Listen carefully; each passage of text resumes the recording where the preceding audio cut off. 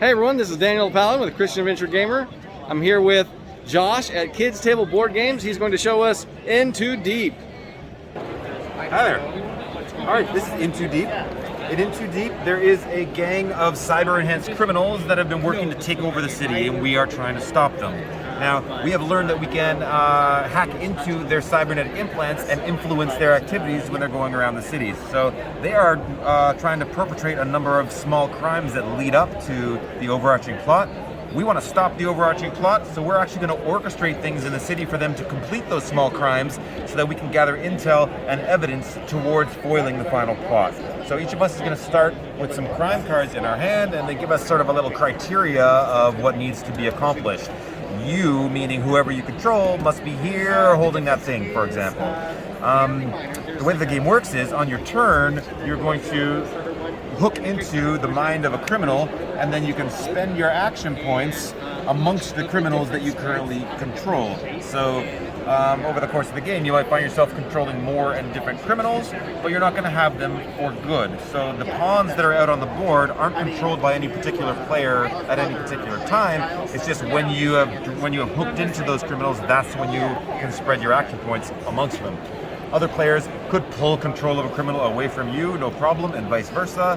And those sharing those same pieces but trying to solve your own puzzle is part of the tension of the game, where we are all using the same bits to try to accomplish our private goals.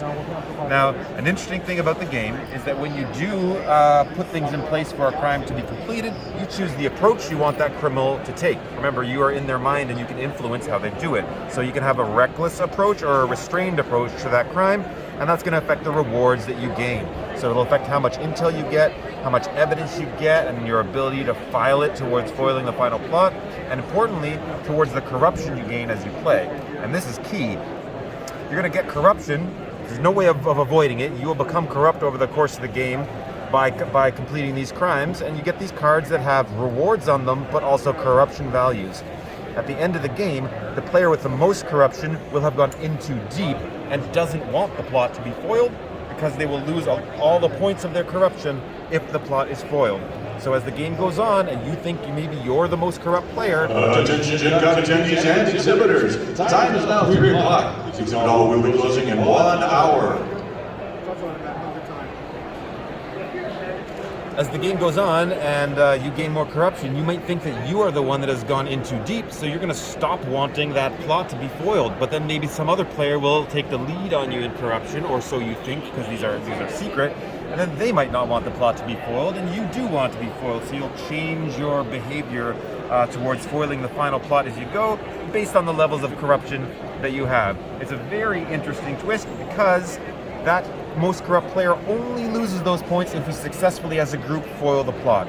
It's not a cooperative game, but that is a shared element that all but one player is going to want to have successfully happen by the end of the game. The trick is figuring out who that player is. You're never quite positive who it's going to be, or even if it is you. It's an interesting sort of morality shifting around the table. People start taking different approaches. They start being more restrained or more reckless with the crimes that they commit based on how much corruption they and other players have.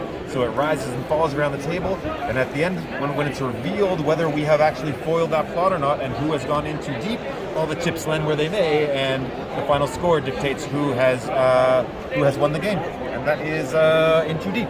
Awesome.